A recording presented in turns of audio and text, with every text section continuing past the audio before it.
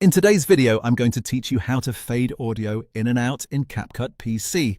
If you want your background music to come in smoothly, avoid harsh audio cuts, or end your project with a clean professional fade, CapCut makes this very easy once you know where to look. I'll walk you through it clearly so you can follow along on your own screen.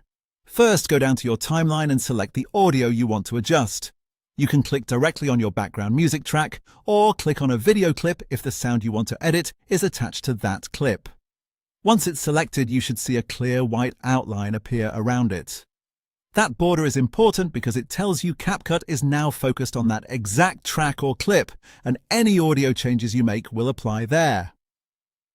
After that, move your attention to the top right side of the CapCut interface. This is where the settings panel appears for whatever you currently have selected. Across the top of that panel, look for the tab labeled Audio and click it. Then just below that, make sure the Basic section is open. This is where CapCut keeps the main sound controls, including the fade settings you need. Now you're ready to adjust the fade itself. In the Audio panel, find the Fade in Control. Click and drag that slider to the right until it reaches about 2 seconds. What this does is gradually raise the volume from silence to full level at the beginning of the clip. It's a simple adjustment, but it makes a big difference because the music won't start abruptly.